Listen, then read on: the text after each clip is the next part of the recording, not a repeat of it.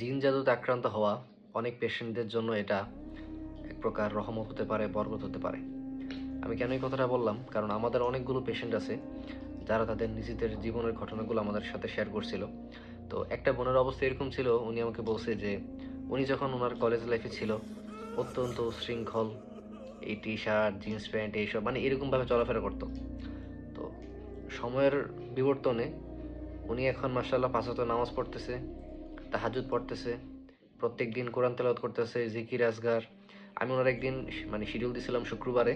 তো উনি পরে রিকোয়েস্ট করতেছে যে হুজুর শুক্রবারে আমাকে শিডিউল দিয়েন না, আমার শুক্রবারে অনেক আমল আছে। বুঝতে পারছেন? তাইলে যেই মেয়ে এক জায়গায় টি শার্ট জিন্স প্যান্ট খুব উশৃঙ্খলভাবে চলাফেরা করতো, সেই মেয়ে এখন শুক্রবারে বাসা থেকে বের হতে চাইতেছে না, তার শুক্রবারে আমল আছে। তাহলে এই যে আপনি জিনজাদুতে আক্রান্ত হয়েছেন, এটার কারণে হয়তো আপনার সাময়িক কিছু কষ্ট হচ্ছে, কিছু ক্ষতি হচ্ছে, কিন্তু আপনি এটা খেয়াল করেন না যে আপনি কি অবস্থানে ছিলেন এবং বর্তমানে আপনি আল্লাহর খুব কাছে, আপনার আল্লাহর খুব নিকটে। এবং একটা বিষয় আমাদের পেশেন্টরা অধিকাংশ ক্ষেত্রে মানতে চায় না, যে আমি এত নামাজ রোজা করি, এত আমল করি, এই করি সেই করি, তারপরও আমি কেন অসুস্থ? আল্লাহ কি আমার দিকে তাকায় না? আমার দিকে রহমত দৃষ্টিতে দেখে না? আমি এত অসুস্থ, এত আমল করি, কেন হয় না? কেন আমি সুস্থ হই না? দেখেন একটা বিষয়, আপনি যে জিনজাদুতে আক্রান্ত হবেন এটা আপনার তাকদিরে ছিল।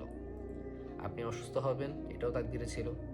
এবং আপনি যে চিকিৎসা নিচ্ছেন এটাও তাকদিরে ছিল। যখন আল্লাহ চাইবে তখনই আপনি সুস্থ হবেন, কিন্তু আপনি আমল অফ দিতে পারবেন না। নিয়মিত রোকেয়ার যে নিয়ম, এগুলো আপনাকে কন্টিনিউ করতে হবে। তো পরিশেষে এটাই বলবো যে আল্লাহ যা করে বান্দার ভালোর জন্যই করে।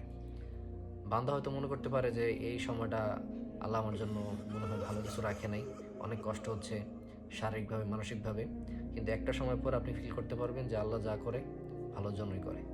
এজন্য সম্পূর্ণ সবর ধরুন, রোকেয়ার নিয়মিত আমলগুলো করুন, আল্লাহর কাছে সাহায্য চান যাতে আল্লাহ আপনাকে দ্রুত সুস্থ করে দেয়।